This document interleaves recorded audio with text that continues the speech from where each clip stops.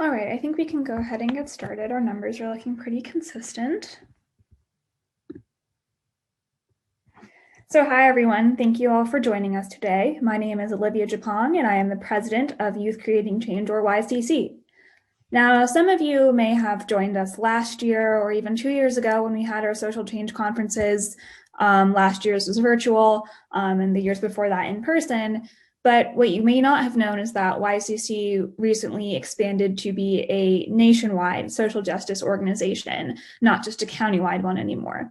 Thanks to Zoom, and honestly, it's been one of the good things that has come out of this crazy time, is that we, switched to this virtual model that allowed us to connect with people, specifically student social justice activists from across the country.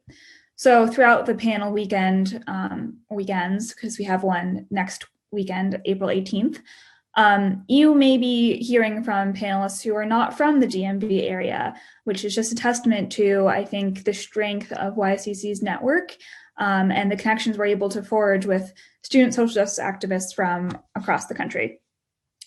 So for those of you new to YCC, what YCC is essentially an incubator. We have also been able to expand our services to help those student social justice activists who are just starting out, who may not have projects necessarily. So we're also an incubator for people who do have projects, for students who are actively making change in their communities right now with a concrete goal and mission in mind. And so we connect them with access to mentors who are, deeply ingrained in their communities. They're all about community service. These are adults who, or even, college students who love to give back to their communities and have experience in some issue areas that these students are working to address. And we also have, like I said, expanded our program to include those who may not have had a project this year, but are still really passionate about social justice and want to figure out how they can make change. So we've been able to connect those with students who do have projects, or we've been able to kind of help those students develop their own projects. And so, no matter where they were in the process, if they had a concrete project, we were able to give them grant funding. Another pillar of YCC is our grant funding network. Through the joint efforts of YCC and its parent organization, Communities United Against Hate, we've been able to raise in the past more than $20,000 to help fund students' social justice projects. And so we're really proud of that work and of supporting our student social justice activists in that manner. And just another great, I think, highlight of YCC is the fact that we really try to forge a community within the program. So we are connecting not only mentors and fellows, but fellows and fellows too. And like we said, we've been able to do that nationally this year. Another venture that we have is our partnership with Be Ready 2020, who you'll hear from today.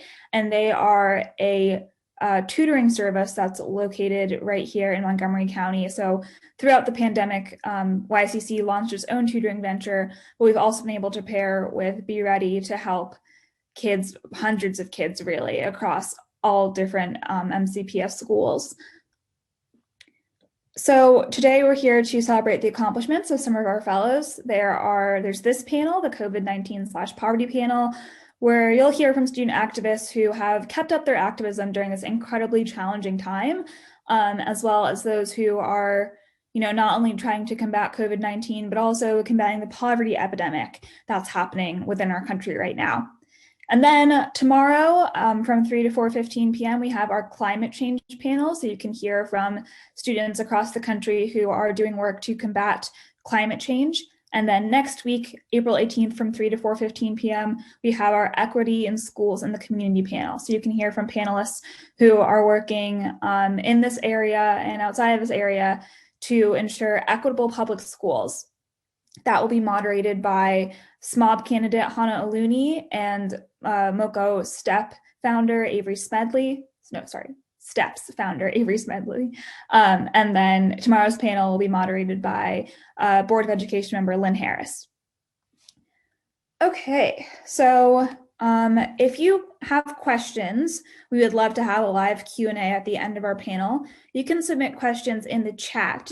I believe there's an option to chat the co-hosts or the host. So submit your questions there. And then at the end, we will be able to field them, and the questions will be answered by our panelists. So without further ado, I would like to introduce the moderator of this panel, Ms. Anika Manzoor. Anika Manzoor is the co-founder of the Youth Activism Project. At the age of 12, Anika and her friends met in a locally owned cafe in Kensington, where they launched the Youth Activism Project's very first campaign, School Girls Unite. As a School Girls Unite leader, Anika was empowered by the substantive change she contributed to before she could even vote, such as successfully lobbying for a $200 million increase in foreign aid for education. For Anika, these experiences propelled a lifelong determination to invest in other youths unaware of their capacity as changemakers or prevented from exercising it. Prior to helming the Youth Activism Project as executive director, Anika worked to empower underserved teens through education and civic engagement in multiple international contexts, from community organizing in Nicaragua to serving as a Fulbright English teaching assistant in Malaysia. She has a BA from Grinnell College and an MPP from Harvard Kennedy School, where she was a New World Social Enterprise Fellow and a member of the Venture Incubation Program at the Harvard Innovation Lab. So without further ado, Anika Manzoor. Thank you, Anika. Thank you so much, Olivia, for that kind introduction. As you can all see from my bio, YCC and the work that I do with the Youth Activism Project is really closely aligned, and I consider YCC a really critical partner in this work. As a matter of fact, when I was an advocate in my adolescence, I would have loved to have an organization like YCC because there was a lot of skills that I learned from adults, but what's really critical and innovative about the work that YCC does is how it's young people training other young folks, and that there are many overlaps between the sources of support that both the Youth Activism Project and YCC provide. One of the things that I'll really emphasize is the training piece, and that was kind of the bedrock of our partnership. This past summer, we collaborated on a training series to reach youth nationally in the wake of the uprising related to the Black Lives Matter movement, and really kind of harnessing that energy, the renewed energy that young folks may have had at that time to advocate. And together we came up with this really amazing training series combining our expertise, the Youth Activism Project in terms of advocacy and YCC in terms of project management, project planning, and other competencies. We really came up with something incredible and have been really, we've grown our work together. So I just wanted to give a quick shout out to YCC. The other thing I'd really like to emphasize before diving into this panel is, just as my organization would be nothing without our members, I know that YCC would probably agree that the fellows, the YCC fellows who you'll be hearing from today are really what make their program. And it's just absolutely incredible to see how the youth organizing, youth creating social change movement has evolved since I was a teenager. When I was younger, the issue that I was up against was apathy. Apathy may still be an issue amongst young folks, but the real issue is that there are so many young folks that have a thirst to get involved with meaningful social change, but they just don't know how. And so today's panel is all about uplifting those that have been able to benefit from groups like YCC, who have been filling that niche of organizations needing to provide that support for these burgeoning, aspiring activists. And then we'll also talk about how other young folks that might be here today wondering how they can make a difference to follow the lead of our panelists and learn how to access these resources as well. The final thing that I'd like to end on before we go right into our panel is I think it's really key that we're focusing on poverty reduction in this specific panel, because poverty reduction, along with some of the themes that we'll explore today in terms of policy change and education, are the real drivers for equity and the real combatants that we have against injustice and entrenched inequities in our world. And so without further ado, let's go ahead and have the panelists provide a brief description about the work that they do.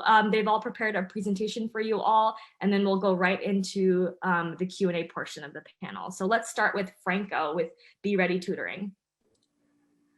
Hello, thanks for the intro. I'm Franco, and I co-founded Be Ready, originally called Be Ready 2020, with 3 other classmates. We all attend Bethesda Chevy Chase High School, and yeah, this is our program. Be Ready is a completely free Zoom-based tutoring service, and we tutor kids 3 through 10, and sometimes we make exceptions for kids that are, before pre-elementary.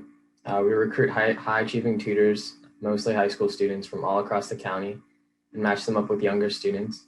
We started with BCC tutors at first because we made it a school club, and then we decided to branch out using different organizations, including YCC, to get more tutors.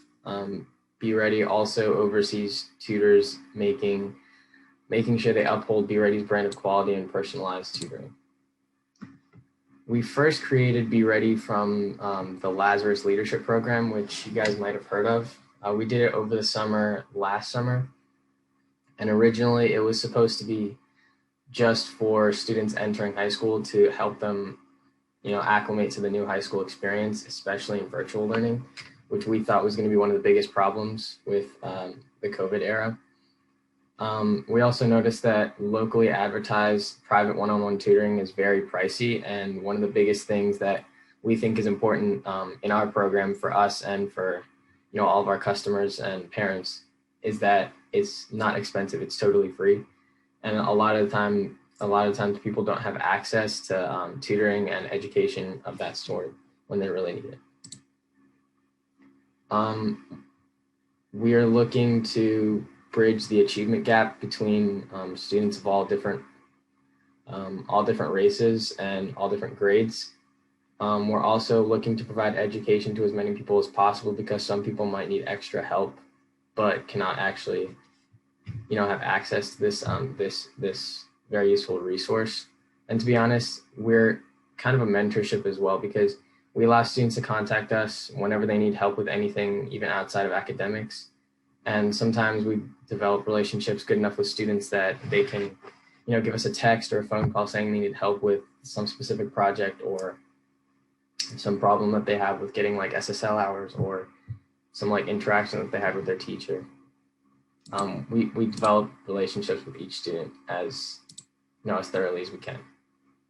We assisted YMCA at the BCC Summer Academy. This is how we first started and how we started our outreach campaign to get the word out about our program. We started with a summer program. They let us, sit in on their sessions and kind of like add some of our own things to what they would talk about. Like sometimes when they talk about math, all the founders of Be Ready are like STEM heavy students. So whenever they would talk about math, we would give our own little tips and tricks on how to understand the topics that they were going over. And at the end of each session, they would allow us to host our own, miniaturized like tutoring session with all the students. We led 2 high school preparation seminars for writing 9th graders because, as I said, we first started as a program that helps students entering the high school environment and the high school experience. We created a network of approximately 60 students and 44 tutors that have weekly tutoring sessions. Most of the time, our tutoring sessions are weekly or bi-weekly, but sometimes people have like, one big test that they need help for. They might be like one-time service kids, or, they can have like weekly tutoring sessions, which is mostly our popular option. And we created a Be Ready tutoring club at BCC. Now this was really helpful in helping us get tutors at BCC because it's honestly the easiest way to get outreach to a lot of students to become tutors, especially high school students. And then from there, we branched out to other high schools. And here's our website. If you'd like to sign up for the program, if you have any questions, you can contact us at our company email, beready.lazarus@gmail.com. And if you want to apply to become a tutor, click on this link and you can fill out our application form and we'll get back to you as soon as possible. Thank you. Thanks, Franco. That's incredible work. Can we hear from Kate now? Yes. So hi, my name is Kate Schultz. I'm a senior at Bethesda Chevy Chase High School.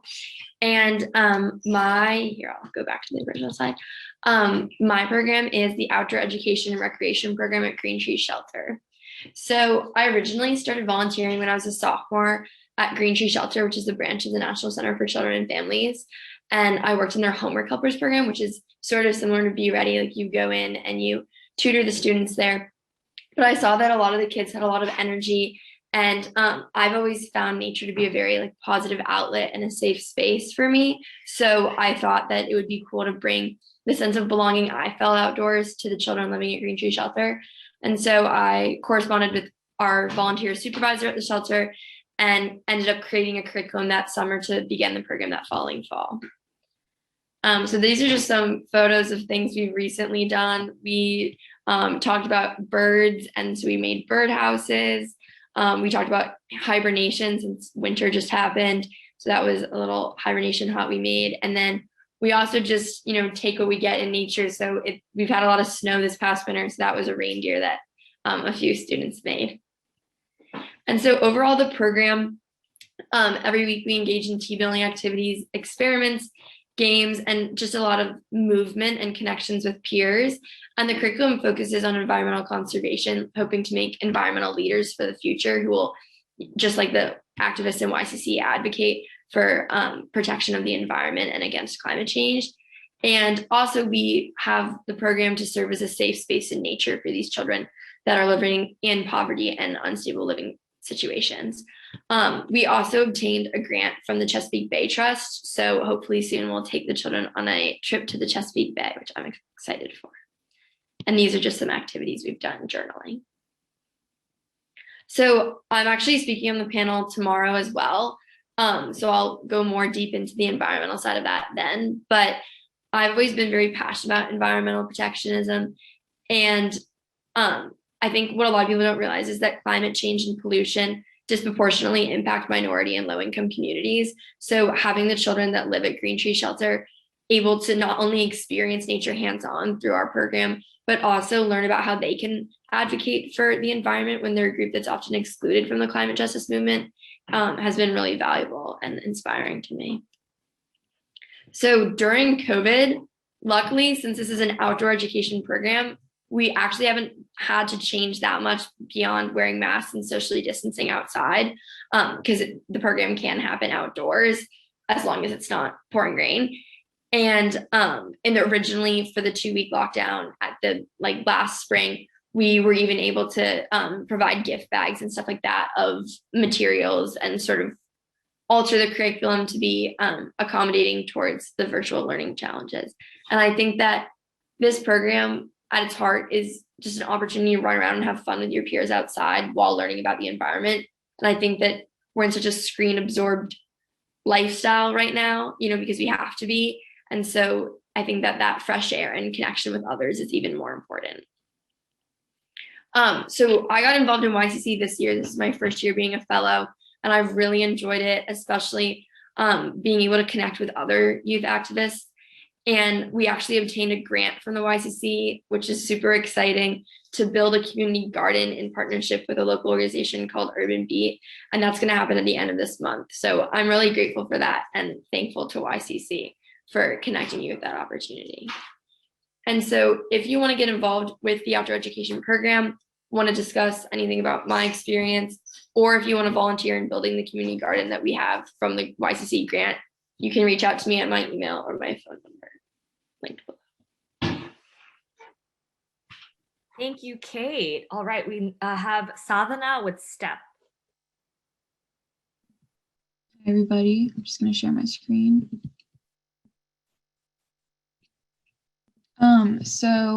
Our organization is called STEP, Students and Poverty, and I helped co-found it with Erin Tiao. Why did we take action?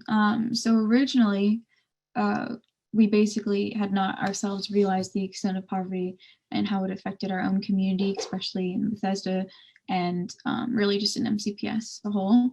And we immediately wanted to take action. And of course, now it's even more prevalent, with COVID-19.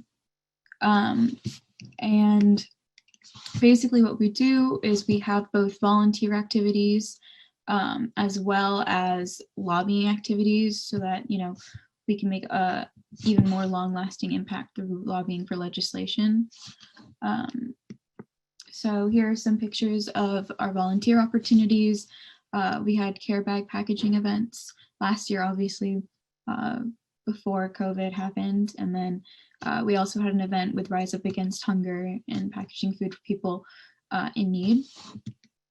Of course, once COVID hit, we could no longer do in-person events because it wasn't safe. And so we decided to take a more multifaceted approach to our goal. And we decided that lobbying for anti-poverty legislation was also an important aspect. And so we expanded that. We focused on trying to pass the blueprint for Maryland's future these past couple of months. And so this picture is an image of us at our celebration because it did pass. And if you're interested, you can reach out to us on Instagram.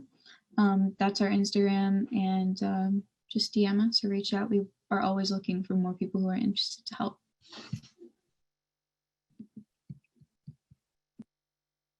Thank you so much, Sadhana. And last but not least, we have Gabrielle with DC Teens Action. Sharing screen. Cool. So hi, my name is Gabrielle. I use they, them, she, her pronouns, and I am the lead organizer and founder of DC Teens Action. So we started in January 2018 with the mission of making activism accessible to students in the DC area. And by accessible, we mean to students regardless of neurodivergence or disability, regardless of financial barriers, geographic barriers, whether or not you can drive, basically the whole realm of what keeps students from accessing activism opportunities. So our first big project was during the March for Our Lives weekend. We put together 400 houses in the local DC area, all houses that students lived in, for students from around the country to come stay in for the March for Our Lives, because a big concern that we had about students who wanted to come and have their voices heard at the march was that they were under 18, can't get their own hotels, or even, if their parents helped them or whatever, it's just really hard to afford all of that. So we put together all of these houses to keep the students in. And we also had, in this picture, we had a big dinner where all of the students met their hosts for the weekend. And from that project, we went on to do other things that kind of bring teens into spaces where they're not traditionally present, whether that's in this first picture, phone banking with friends before the 2018 general elections. In this picture, bringing, I think, 10 students to a town hall with Nancy Pelosi. And in this picture, volunteering at DC Central Kitchen after doing some educational sessions about food injustice in DC. So, and here doing the Guns in America project with Time Magazine. So our most recent project is our Digital Access Fund. Basically, after coronavirus had all of the schools close, a lot of schools have provided laptops and some other resources to their students, which has been really great. But there are other things that students have needed, things that go along with their laptops, like chargers and earbuds, or even replacements for things that the schools provided, and the students, their student's dog, one of the students' dogs bit through their charger, and the student would have to wait 2 weeks to get a new one from their school. So we were able to get them a replacement charger for the meantime. But yeah, just things like that, things that usually students would be able to access from their schools, but are not able to because of the pandemic. So in this first picture, that's a bunch of the supplies that were donated to us that we were organizing for our third distribution weekend. In this picture at the top, this was a fundraiser sale we did last weekend to raise funds for the Digital Access Fund. These are some computer bags that we filled with different materials that students have requested. And this is a desk and chair that was donated to us. We actually received 5 desks and a bunch of chairs, which we were not expecting. So yeah, that's basically where we're at right now with DC Teens Action. And this is where you can find us. Our website is dcteensaction.org. Our Instagram is at dcteensaction, and that's where we're the most active by far.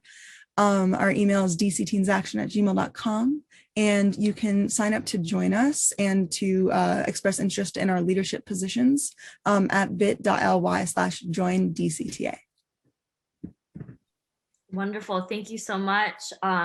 It was so illuminating hearing the wide range of projects that our panelists are working on, but at the same time, they're all unified in, in combating poverty. And what I also really liked hearing about the different projects is how there's significant overlap with the different issues that folks are working on. For example, you need to have the STEP, for example, have in their poverty reduction plan, the blueprint for Maryland is focused on education. And so again, just stressing the point about how these issues are interconnected and how the driver of the framing of poverty reduction is, I think, really critical here. And so on that note, I'd like to ask folks, we talked, a couple of you made the explicit connection with poverty reduction in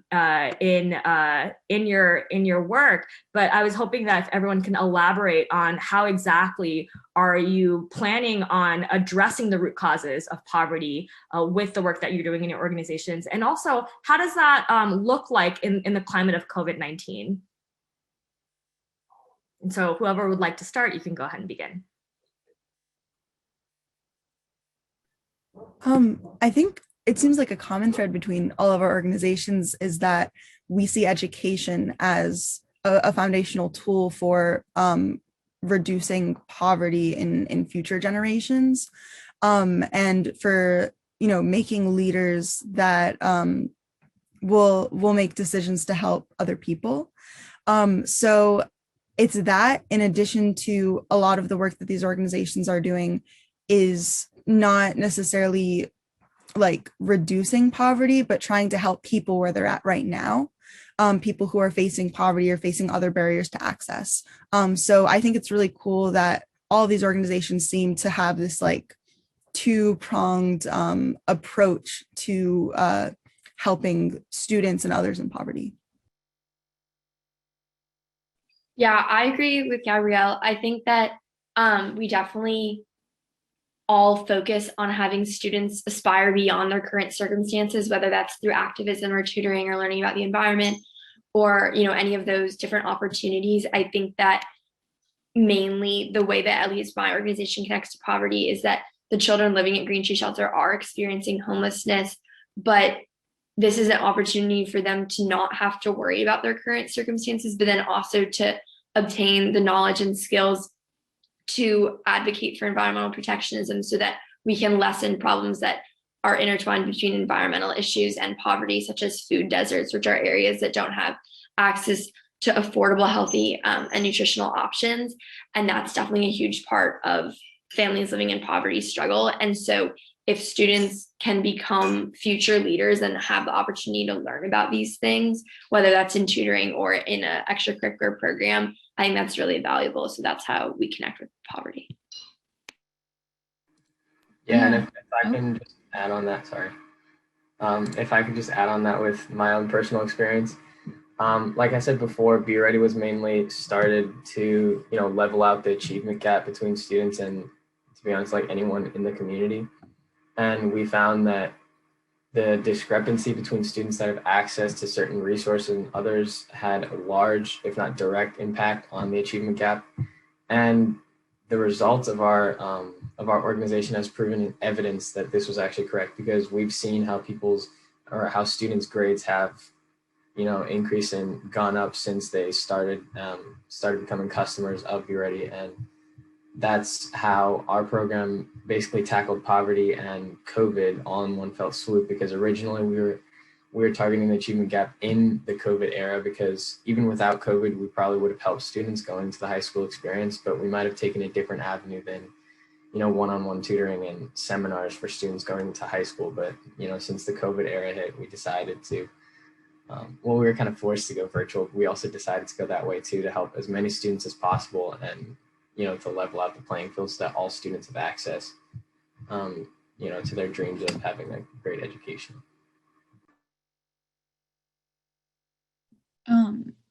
I think everybody's basically covered how all of these issues are intertwined. And so obviously we are very much focused on poverty, like that is the our main issue. So to say that it overlaps is kind of an understatement, but I think it's just showing that COVID itself has showed the issues like in our systems and how they work in terms of education and so much more, which is just why having these conversations and recognizing that all of these problems are intertwined in order to solve them is just really important. Absolutely. And I also wanted to send a quick reminder to all of our attendees that if you have any questions, we're going to move towards the Q&A portion later on in the panel. And so if you have any questions that come up at any time during our conversation, please go ahead and send it to the host, and then we'll hopefully read a lot of them later on. And so the next question is, how has the pandemic impacted your organization exactly? What challenges did you face? Did you face any silver linings? And how did you overcome challenges? So we can start with Franco. Okay. Well, to be honest, one-on-one tutoring I found was most personal when I had the experience to do it in person with the tutor that I had during my high school experience. But since COVID hit, and when it first hit, it was pretty heavy. So everything went online, everything went virtual. We were able to adapt with to this pretty quickly because some of the organizations that we reached out to, they already had a virtual platform before, the full conversion. So they taught us how to acclimate to this. And I think halfway through the year, there was a new SSL guidelines rule where, we provide our tutors with SSL hours for the work that they do because we feel that they should be rewarded. Halfway through the school year, there was this new SSL guideline that was updated saying that every tutor has to have, someone supervising each meeting. And this was obviously a very big problem because our main thing was having tutors, take the responsibility and hold accountability for their own meetings, to have their own private Zoom sessions with all the different families that they're helping. And eventually we found a way around this, again, using our resources with the organizations that already had experience with tutoring. They taught us how, to get around this, and we have our supervisor, but obviously she can't be at every meeting, all at the same time or at different times. So there were a lot of challenges that came with COVID, but I feel that we adapted to all of them. And one of the biggest things that the Lazarus program actually taught us, one of the things that they kept reiterating, saying it was very important, we shouldn't underestimate, is being flexible. Now, that doesn't mean that nothing will go right and everything will go wrong in every avenue. It just means that it's not going to end up the way that you think. Everything won't go according to plan. And you have to have, a plan B, not to say that you should be discouraged from your plan A, but a backup plan because you don't want to have to quit when the first problem comes up.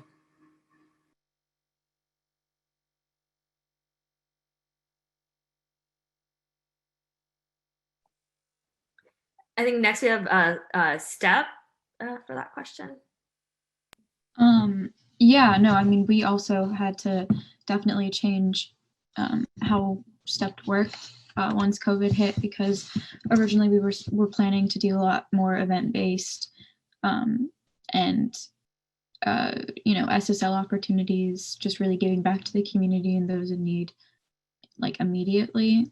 And we could no longer do that because, being in person was just dangerous. And so we decided that focusing on lobbying for legislation that would help bring an end to poverty in so many different ways, because there are so many root causes. And so we started lobbying for a really amazing bill that actually just passed, the Blueprint for Maryland's Future. And it's a big bill that's going to education and giving resources to low-income communities and the schools that are in those communities. And we launched a letter writing campaign virtually and sent over 800 emails to elected officials and testified to the Montgomery delegation, and really just put student voice in front of these issues, right? Because this bill was focused on education, and really we just learned how important it is for students to be involved in the legislating process, because especially when these laws are affecting us, we should be involved. We got other students involved all across the state. We had to email them. Everything was done virtually. We've never met them in person. It was, all on Zoom, which is kind of crazy. But we reached out to other students all across the state and briefed them on how to lobby, how to reach out to elected officials. And then we went to Zoom lobbying sessions with them and basically reached out to a whole bunch of different elected officials and asked them to vote for this bill. And so I think there was a silver lining, because I don't know if we would have sort of taken this route if COVID hadn't prevented us from doing other types of events. So I think there was definitely some good things that came out of it. Yes, there's definitely something to be said about how doing so many things virtually has made engaging in social change processes more accessible to young people, especially. So, Gabrielle, what about you? Yeah, so because DC Teens Action has had students from DC, Maryland, and Virginia throughout the past 3 years, most of our programming was already online. So we really wanted to make sure that students had the tools that they needed to continue to access our online programming, in addition to new online programming from other youth organizations, and of course, in addition to their online classes from school. So me personally, I'm a junior in college right now. I study online at Columbia University, but I didn't have my own laptop until my sophomore year of college. I at that point won a scholarship that allowed me to buy one. But prior to that, I either used my phone for assignments, or I was really dependent on my school's libraries. I was at the Montgomery College library all the time, doing work on the computers there. And when I was in Walter Johnson, I also used the library there a lot as well. And so I was really thinking about how as a student who at that point wasn't in a great financial situation, I was really dependent on the resources from my schools that at this point aren't available to students who are doing everything from home. So that's why we started the Digital Access Fund, to help the students working from home access the things that they usually would be able to from their school environments. And also, there are a lot of things that schools are offering, or that certain counties in the DC area are offering to their students, but the students either just don't know, or if the students are if the students are in middle school or elementary school, their parents have to request it for them. And something we've seen a lot is language barriers with a lot of students who are first generation Americans, or have language barriers for other reasons. And so in addition to raising funds and providing these materials for students, we've also just been helping students and their parents access the resources that are already there through the school systems, by helping with translation, or helping them schedule meetings when it's honestly, a lot of these websites are very hard to navigate for someone who's not used to them from the past 12 years of their education. So yeah, that's basically what we've been doing. And it's pretty cool. We probably wouldn't have started the Digital Access Fund if not for coronavirus. But that being said, it's because of the challenges that coronavirus caused. So yeah, I think it worked out for this group, and kind of aligning with what our goals were before the pandemic.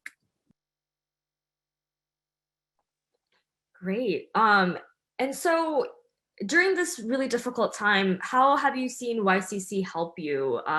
What is an opportunity that you got from YCC that you don't think you otherwise would have had? So Kate, maybe we could start with you for that question.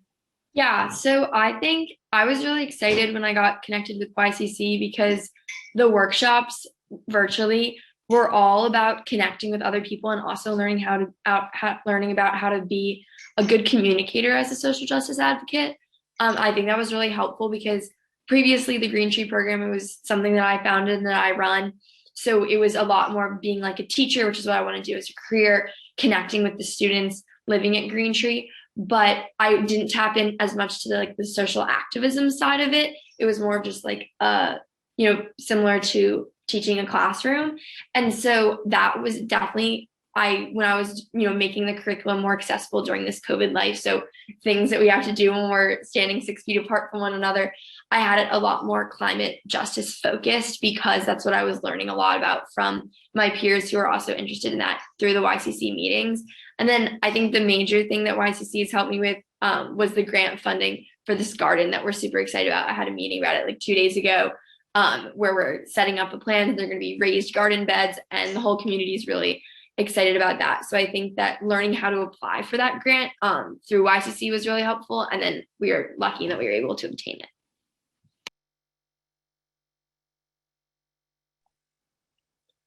Franco, maybe you could take a stab at that question. Yeah, of course. So as I said, on the expansion of our program, we needed a lot of outreach because the size of our program is mainly focused on how many customers that we get.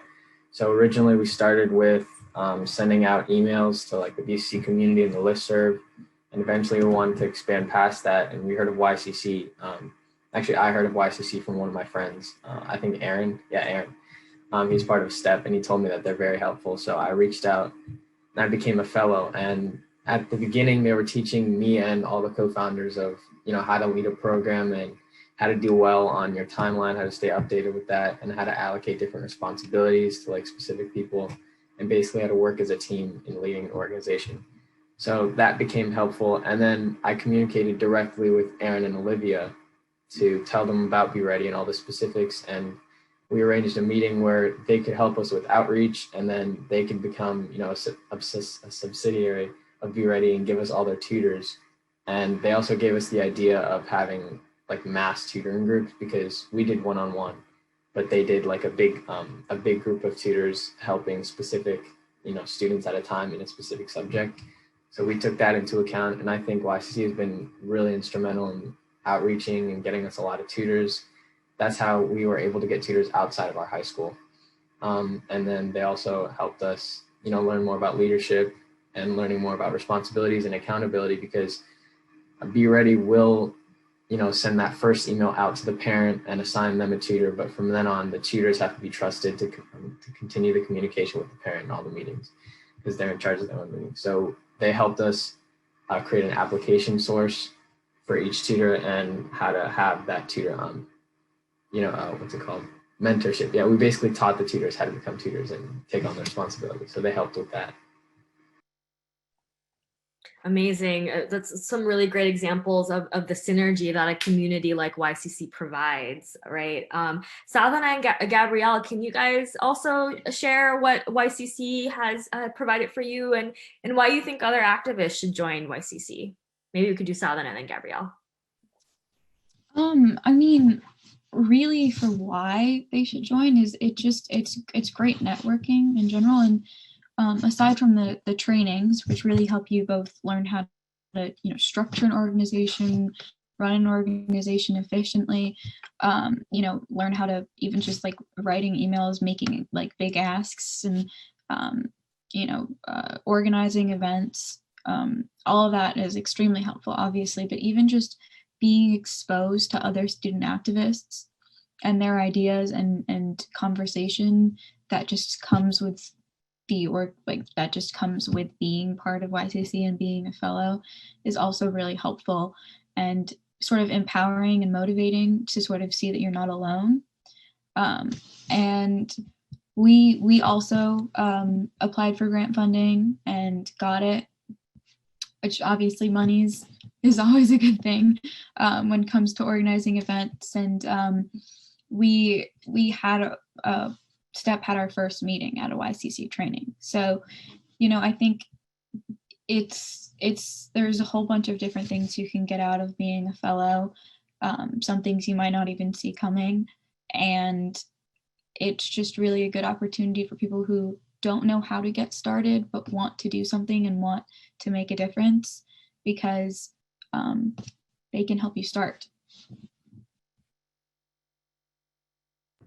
I definitely agree with everything that's been said. I think for DC Teens Action specifically, since we were kind of already started a bit before we got involved with YCC. The most beneficial thing to us was definitely being able to meet with all of these other student leaders and these student groups, because the connections that we've made through like the YCC YIP program during the summer, we were able to co-host different programs with those different organizations that we met throughout the following like 10 months. 10, I don't know, I can't count, but throughout the following several months, we co-hosted programs with several of the different organizations that we met. And so I think that's really cool, because all of these different organizations have some very specific goals, some are very specific locations, but a lot of us have the same, common ideas and have different resources that we can help each other out with. Wonderful. No, I definitely, that was the goal of our partnership, to really kind of combine our networks and provide these opportunities for you all to explore partnerships with groups you never thought you could ever meet. And so I'm really, really glad to hear that. So I have a couple more questions, and then I really, really would love, I'm really excited to hear what questions the audience might have. And so please go ahead and take this time to ask any question that you're thinking. You can direct it to a specific panelist if you'd like. If there's a detail that you'd like to explore, please go ahead and send that over to John. I know he's feeling a little lonely over there waiting for questions. And so if the audience can provide some additional food for thought, that would be really, really great, and a great way to end this panel. So second to last question in terms of my prepared questions. Just, and this, I'll open it up to whoever would like to answer. Maybe we can take one or two responses so that we can have some more questions for the audience. So what are your group's plans for the future, and how will they change depending on whether or not we can do activities in person soon? I can go first on this if you like. So Be Ready's plan for the future is pretty extensive. So right now, since everything is virtual and we have 4 co-founders and I think 40 something tutors, most of them are from BCC, some of them are from other schools. We're planning on creating Be Ready clubs in other schools in MCPS and hopefully beyond that county. So Be Ready would become, well branched out at that point. Eventually, we'll be able to administer SSL hours on our own, becoming a MCPS organization without the need of a supervisor. Obviously, we're still going to use resources of other organizations. And, since we're juniors, we're going to eventually go to college. So at that time, we're probably going to have to give up the mantle to some new high school student or a tutor to, oversee the whole thing. Maybe we could partner with another organization and have them, take over for us. But one big thing that we're all excited for is not just tutoring, classes in school, like subjects that they teach in school, but, SAT prep, because that's very expensive and, that's not available to a lot more students than, regular tutoring. So that one's very important because, tutoring in math and science, it's easier to find than finding, privatized and like standardized testing scores and those types of tutoring organizations. And like I said, they're much more expensive than one-on-one tutors for regular subjects. So that's what we're excited about. And we might enlist help with college students that did well in the SAT and have their own tips and tricks. Those are our plans.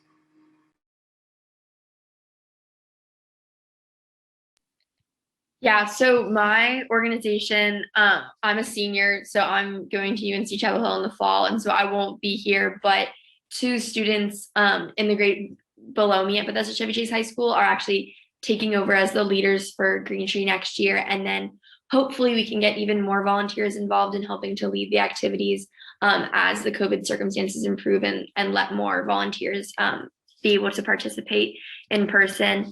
And then additionally, we're hoping to expand the environmental curriculum that I created to other shelters in the community so that this can be implemented on a larger scale in the state and maybe even in the nation.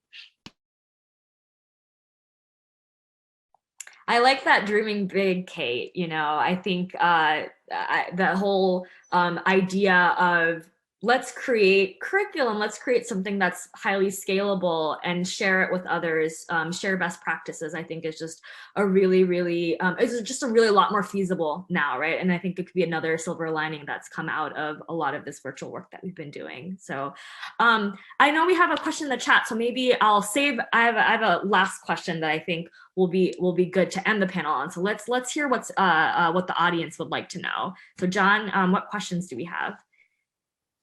Sure, we have one question that any panelist could answer. It's about advice for clubs or projects that are starting now during the pandemic. And for those clubs that are starting now, what do you think is the best place for them to begin?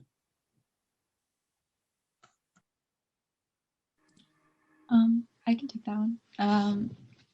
I think, I mean, I might be a little bit biased, but I think, even just starting out as a fellow with YCC, just because the beauty of it is that if you're interested and you have a club idea or an organization idea, it doesn't have to be fully, planned out in order for you to become a fellow. And I think, obviously, because you can't do things in person, it depends on your issue area and stuff like that. But if you don't know where to begin, the best place is to go and surround yourself with other student activists and mentors, because we have a mentor we have a mentor program at YCC too. And just to sort of learn from others. I think that's what I did in the beginning when I wasn't sure what I wanted to do. Seeing how other students started out and what they're doing really just helps give you ideas on how you want to implement whatever it is you want to do. And so I think the best place to start is to join an organization like YCC and get one-on-one help and support and even money if you apply for grant funding. So yeah. Yeah, adding on to what Sadhana said, I really agree.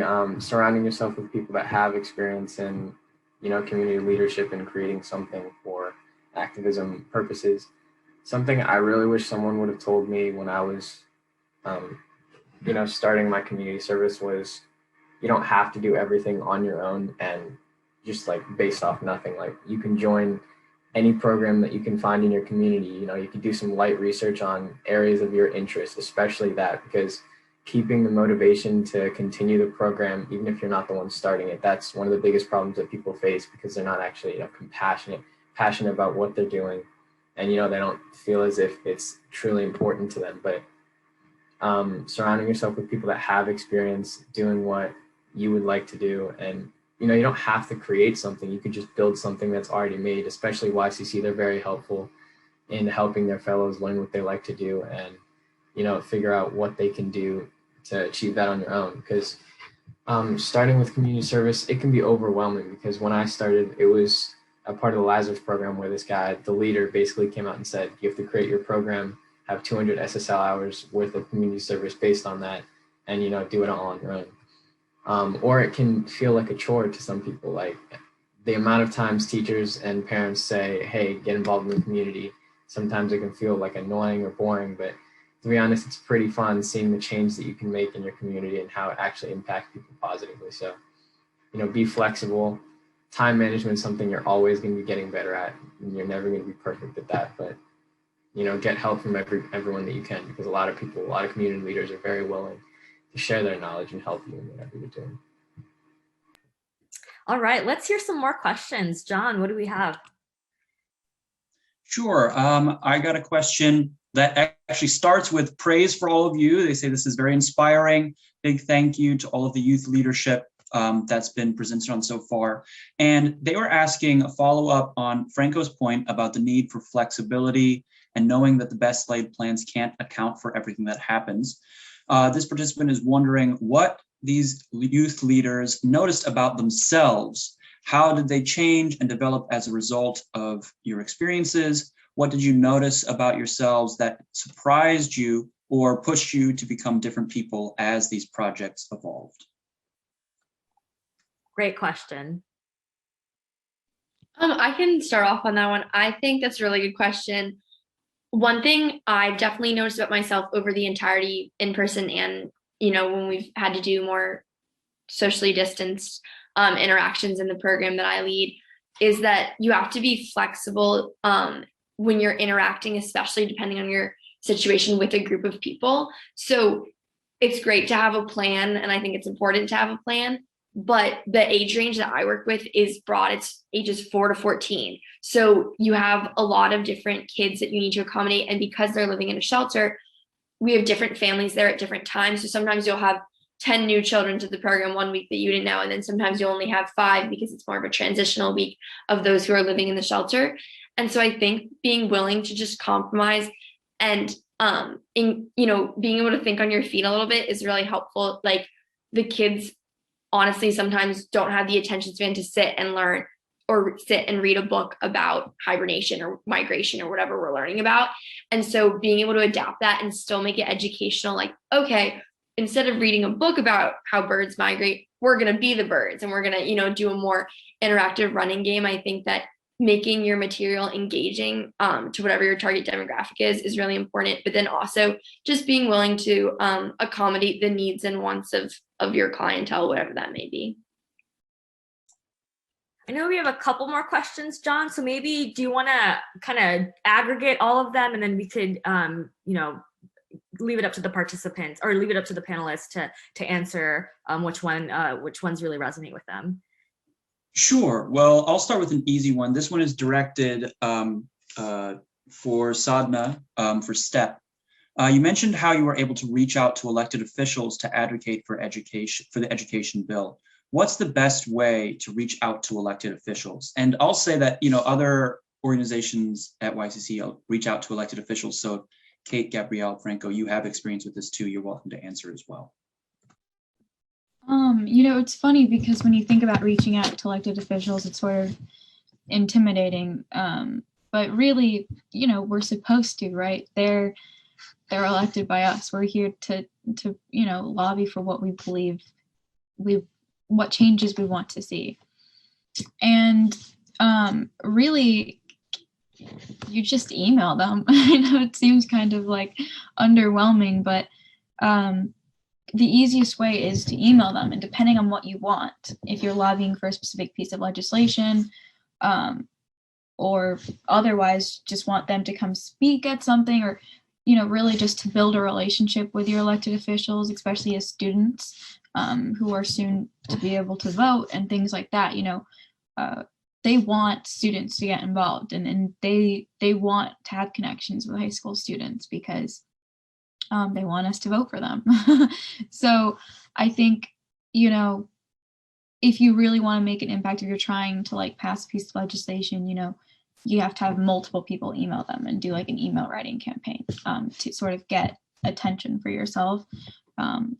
But the first step is really to decide what it is you want to do, like in terms of reaching out to an elected official, if that is lobbying or for a specific piece of legislation, and then decide what route you want to take, whether that be emailing them for a meeting to discuss why they should vote for a piece of legislation or not vote for a piece of legislation, or even then to testify against or for legislation, because testimony is welcome from the community, and you can go and make your case. So yeah, I think it might be a little bit funny to just say to email them, but that is the first step. So I feel like my response sounds even more informal and counterintuitive, which is for us, our biggest connection has been through Instagram and Twitter.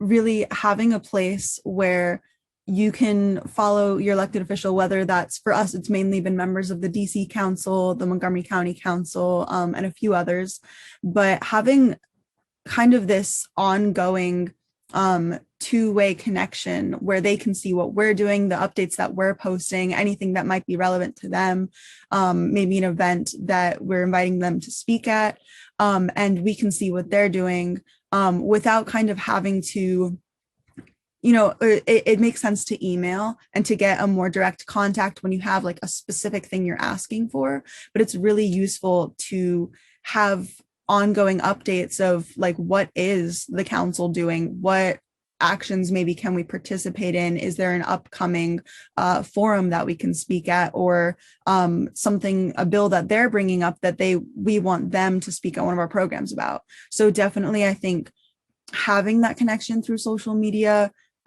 just to have those ongoing updates and supplementing that with, more direct lines like email or letter writing, phone calls, whatever that may be. Thank you for those answers. I'll ask one of the other questions that came in is, with so many problems in the world right now, how do you narrow it down to one thing to focus on?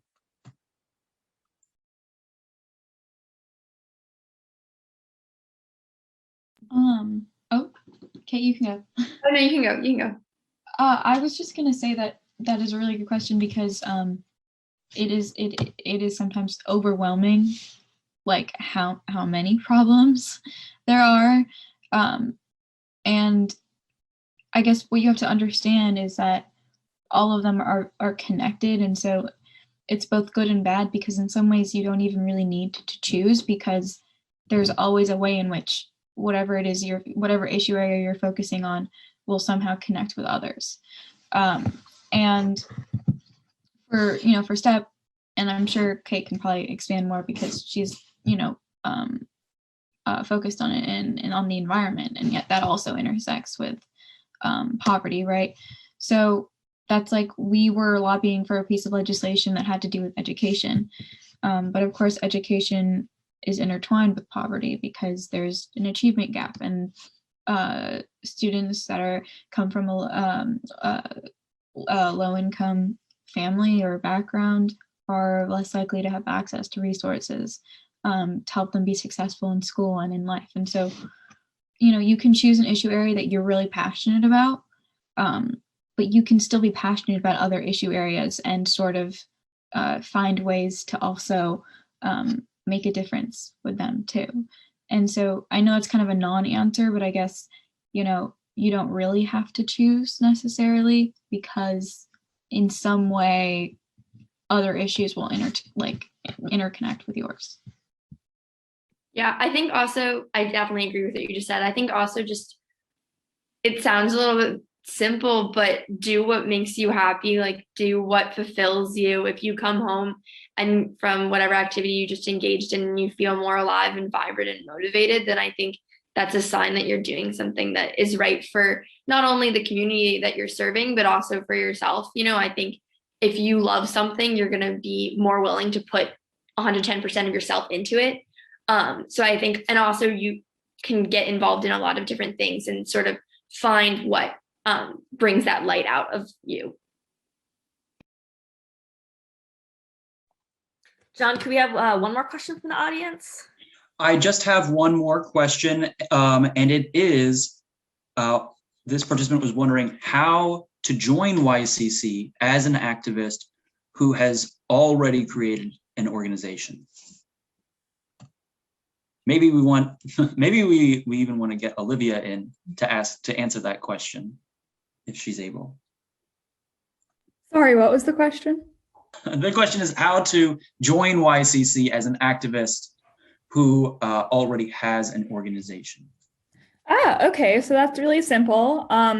Every year we send out a YCC application link. We have a form, usually like a flyer. So you can look for that on our Instagram. If you have Instagram, I'll put that in the chat. It is, you send it to everyone at kua.ycc. If this person is a high school student in the MCPS, like one of the MCPS clusters, the MCPS school system, our branch outreach coordinator should go up to you, or you can go up to them, and they should make themselves known within the school, and they can present that opportunity to you to sign up for YCC. Or as John has put in the chat, there is that link to our application site. So applications open usually like over the summer, just so we can, I guess, usher in our new class of fellows at the beginning of the fall, at the beginning of the traditional school year. And so over the summer, we'll review your application. We're really not in the business of turning anyone away. So, we usually accept almost all, if not all, of our activist applicants, and you would just explain your project to us. we have a list of all of the trainings so you know, like, you know, what the time commitment is. And then if you know that your project is going to require a grant, or you think that it might, you just, you know, want to do a preliminary application for a grant for that project, you can also submit a grant application along with your fellowship application. So yeah, that's how you would join YCC if you already have a project. And again, like I said, you know, we expanded the program this year to make it so it's okay if you still want to join YCC, but don't necessarily have a project. But yeah, if you do, you just click the link that John sent, or if you're still on the fence and you want some more information, reach out to us on Instagram, reach out to some of our branch outreach coordinators. Aaron will be the new president next year. He's also the current head of outreach, so you can reach out to him or myself.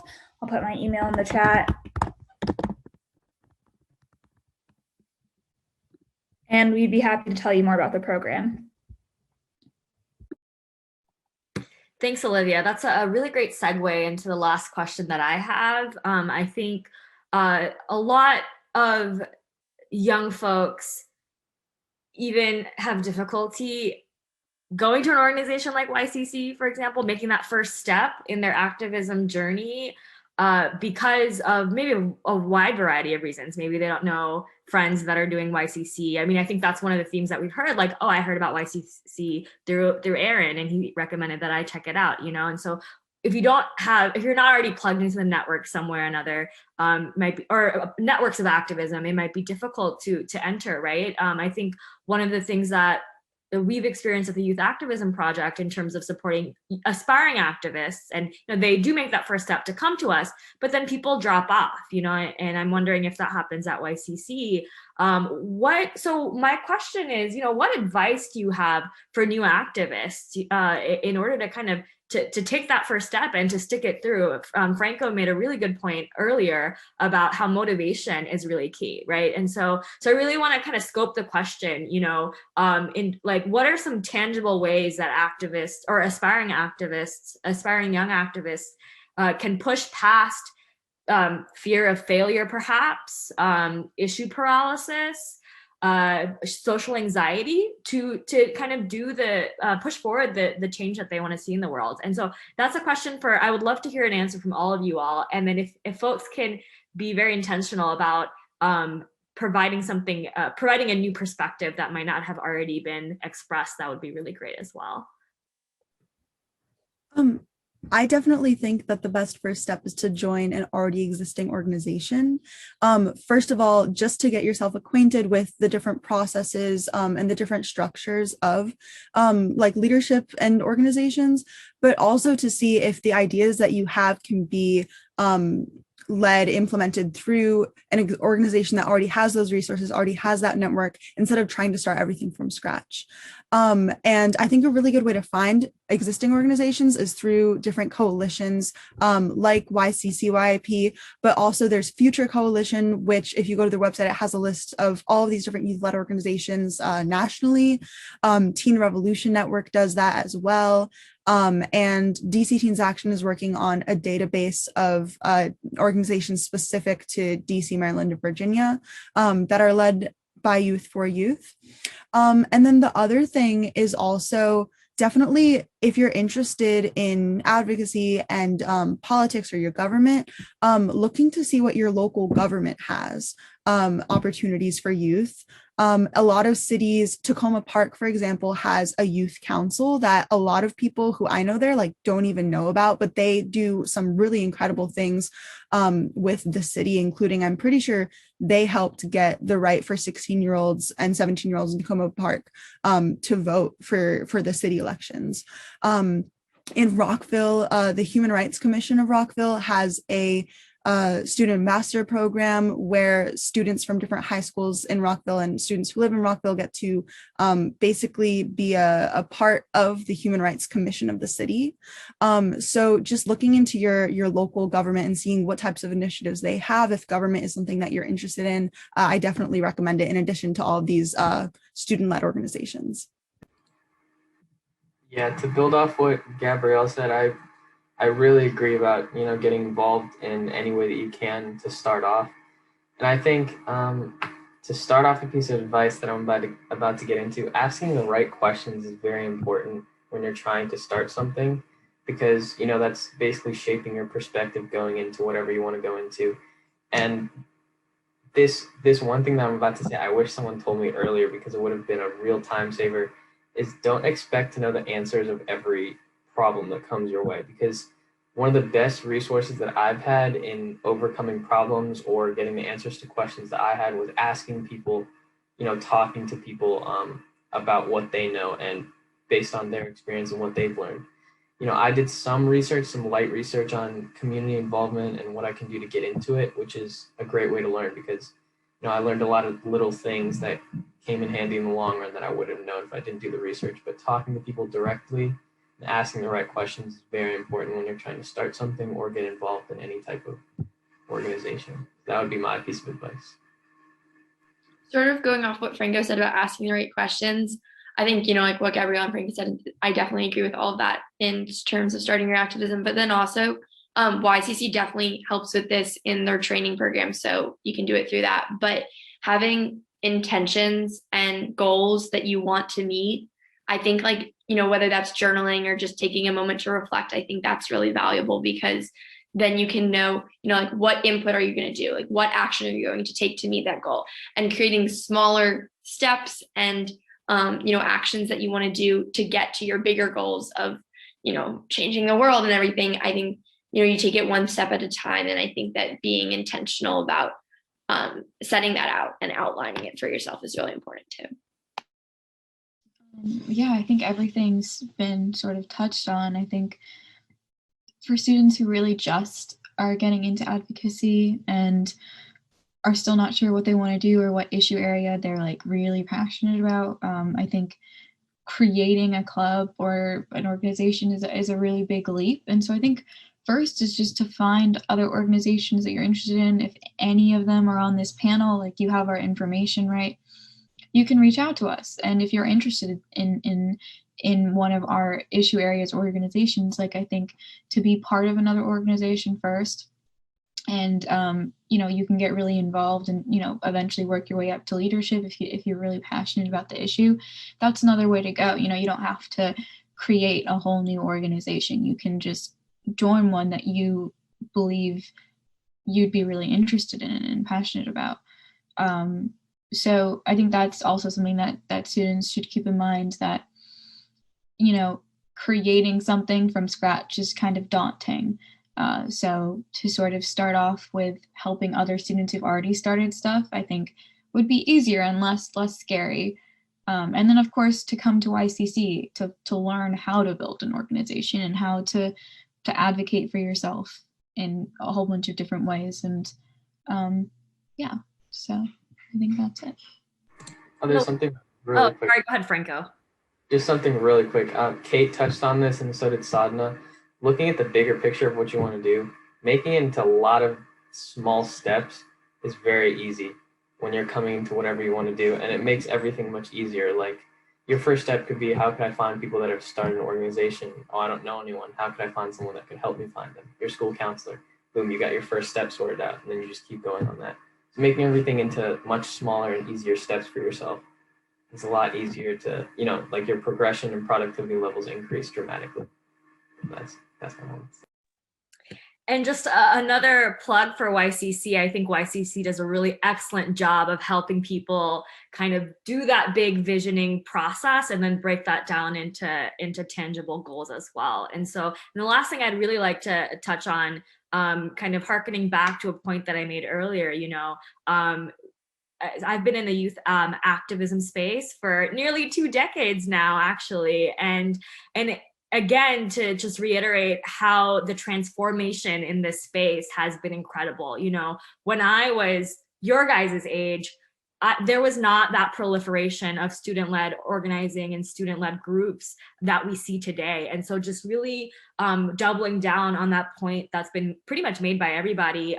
There are so many organizations youth-led organizations out there that it's not only easier for you to make change by joining them, it's also better for the movement as a whole because you're not doing duplicative efforts, right? You're strengthening existing networks and structures that have been created. So just a really big plug for all the young folks that are here and all the adults as well to join the efforts that are led by Gabrielle, Sadhana, Franco, and Kate, because they're doing some really incredible work. And I know that they would very much like the organizing capacity. So any last thoughts before we, actually, it seems like we have a comment from a participant. So why don't we go ahead and share that?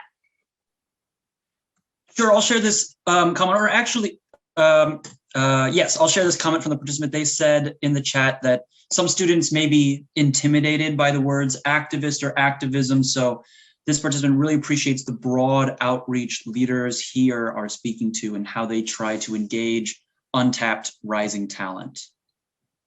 Thank you for sharing that, John. Any last thoughts from for the panelists before we let everyone go? I know we're a little bit over, but in case and folks have to leave, that's totally fine. But is there any ending words? I want to throw it back to the young folks on the panel. We believe in you. Nothing more can be said. All right, thank you so much. This was a really wonderful afternoon. I hope you all feel really energized and inspired by the incredible work that not our future leaders, but our current leaders are leading. And so enjoy the rest of the programming with YCC, and it was a pleasure being with you all today. Thank you so much. I know a couple of the panelists put their information in the chat, so if you want to reach out to them about their initiatives, please feel free to do so. Follow YCC on Instagram, look at our website, and please consider signing up for other panels. Thank you, everyone. Bye.